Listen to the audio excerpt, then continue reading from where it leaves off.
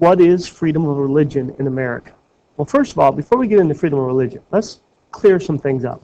First of all, the very first Constitution we had, after we were a country, was the Articles of Confederation. Actually, it was put in place even during the Revolutionary War. The Articles didn't work very good. There are some weaknesses there. So we wrote our current Constitution, and that went into effect in 1787. We're still using it today. The amendments to the Constitution are things that were added to the Constitution after its completion. Most of those amendments came at different times throughout history. They're additions to, they're changes to the Constitution. There's 27 of them. The first 10 amendments all came in at one chunk. We refer to those as the Bill of Rights. They're part of the Constitution because they were ratified by the states, but they're the only group that came in as in a chunk, and they came in 1791. And what's important to realize is those first 10 amendments, those Bill of Rights, as we call them, are designed to protect us from the government.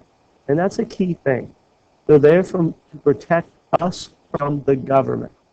And, you know, one of the rights of the First Amendment is freedom of speech. They're there to protect us from the government passing laws that would limit our freedom of speech. Let's look at religion. But before we do that, I jumped ahead a little bit. Larry Flint, a lot of people may not like Larry Flint, but he gives us a pretty good quote here. It says, majority rule only works if we have individual rights. You can't have 5 wolves and a sheep voting for what's for supper. I like this quote because it puts me into terms that are easy to understand. If you have 5 wolves and a sheep voting for what's for supper, obviously we're eating lamb. What our rights do are protect the minority from the majority. Okay? There are some things that the majority can't vote away. In this case, the sheep have the right to exist. So the rights protect the minority from those who are in the majority.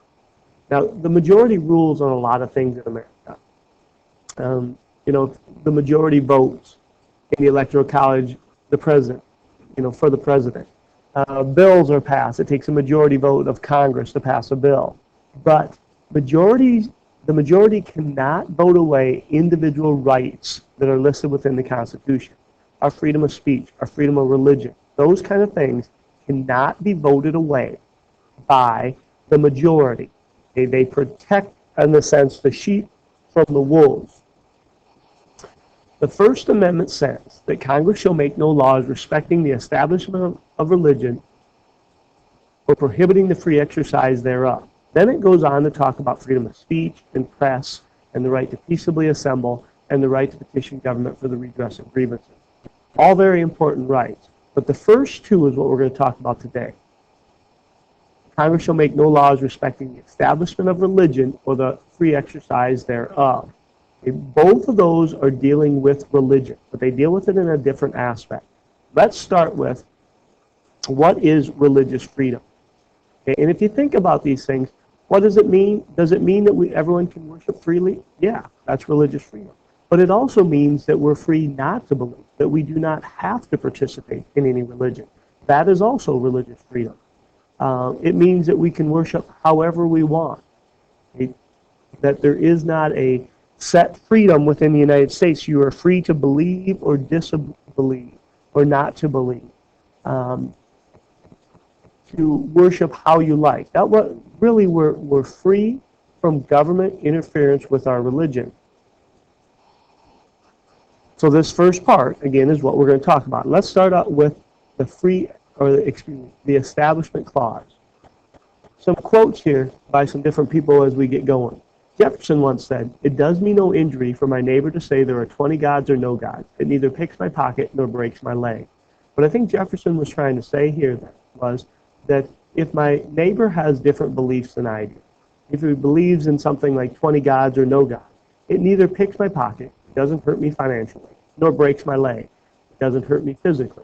And if it doesn't hurt me financially, and it doesn't hurt me physically, why should I care? H.L. Mencken said, "We must respect the other fellow's religion, but only in the sense and to the extent that we respect his theory that his wife is beautiful and his children are smart." Meaning, We don't have to agree with another person's religion, but we have to respect their right to believe it. Government and religion will both exist in greater purity the less they are mixed, says James Madison, who basically did most of the writing of the Constitution. Government and religion both exist in greater purity the less they're mixed. Really what we have with the Establishment Clause is protecting us, if we are religious, from government interfering with our religion. That's what the Establishment Clause does. Now, a term that is typically used in the Establishment Clause is a separation of church and state. Now, that's not written into the Constitution, but that is a line that Jefferson used when he wrote a letter to the Danbury Baptists when they were questioning how they fit in this new country here. Will their religious rights be protected? And he said that the Establishment Clause creates a wall of separation between church and state. Now, this prevents the government from establishing an official religion or giving preference to a religion. This gives us what we call our separation of church and state. It's all in the Establishment Clause. Basically, what it means is that nobody should have an advantage or disadvantage because of their religion. The government is to remain neutral. The First Amendment gives people religious choice. I think these are some good lines here.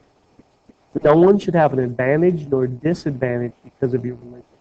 It shouldn't benefit you in the form of the government. It shouldn't get tax breaks because you're a member of one religion where another religion doesn't get it. You shouldn't get special privileges, or you shouldn't be somehow singled out by laws because you're part of a religion. Religious freedom means that the government is basically staying out. They're not giving us preference because of it. When it comes to religion in school, because public schools are funded by taxpayers, public schools then are religion or are government. So there is a separation of church and state when it comes to religion too, when it comes to school. However, it doesn't mean that individual students can't pray in school. They absolutely can. Students can pray all they want. They can silently pray before class or before they eat. They can meet before and after school and pray. What the First Amendment does is it protects us from the government requiring us to pray. I, as a teacher, can't say, let's all say a prayer now for whatever, because that is a coerced or forced prayer. However, if you individually want to pray, you certainly can. What the separation of church and state does in school is it prevents forced prayer. It doesn't remove all prayer from the school. This allows students to pray or not pray if they choose. Probably the best case when it deals with what is the separation of church and state comes from the Everson versus the Board of Education. And this came in 1947. And I'm going to read you an excerpt from the opinion written by Justice Hugo Black. Hugo Black said, "The Establishment of Religion Clause of the First Amendment means at least this. Neither the state nor the federal government can set up a church. Neither can pass laws which aid one religion, aid all religions, or prefer one religion over another. Neither can force or influence a person to go to or remain away from church against his will, or force him to profess a belief or disbelief in any religion. No person can be punished for entertaining or professing religious beliefs or disbeliefs, for church attendance or non-attendance. No tax in any amount, large or small, can be levied to support any religious activities or institution, whatever they may be called, or whatever form they may adopt to teach or practice religion. Neither a state nor a federal government can openly or secretly participate in the affairs of any religious organization or groups, and vice versa. In the words of Jefferson, the clause against the establishment of religion by law was intended to erect a wall of separation between church and state." Now, this is what Hugo Black had written in his opinion. So essentially it says that the government can't set up a church. It can't pass laws that aid one religion or prefers a religion over another, or force someone to go to or remain away from church, or force a belief or disbelief, or force church attendance. They can't use tax money to support religious ideas or religious activities, or openly or secretly participate in the affairs of a religious group.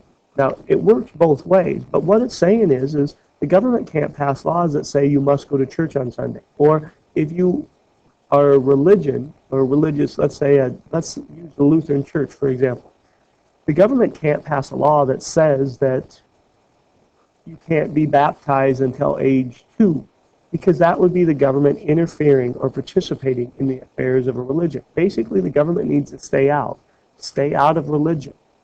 It also means a separation of church and state, means that the government can't prefer a religion over another, that we need to have this separation.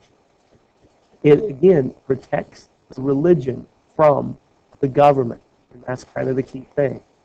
When it comes to religion in school, I mentioned some of these things. Voluntary prayer is fine. School-sponsored prayer, no, that's a violation of the separation of church and state. Religious groups, yes, they can meet before or after school, but the school can't promote that, giving them, saying, everyone should go to this religious instruction after school today. There is a separation, but it doesn't mean that all religion has been removed. The second part of the First Amendment is known as the Free Exercise Clause. It says, or prohibiting the free exercise thereof. That's referred to as the Free Exercise Clause.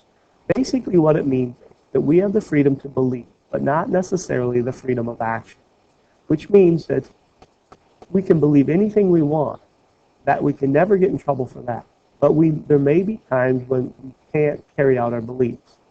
The Supreme Court once gave us this quote: "We have the right to swing our arms up to the point of another man's chin," which means essentially that we have all kinds of rights.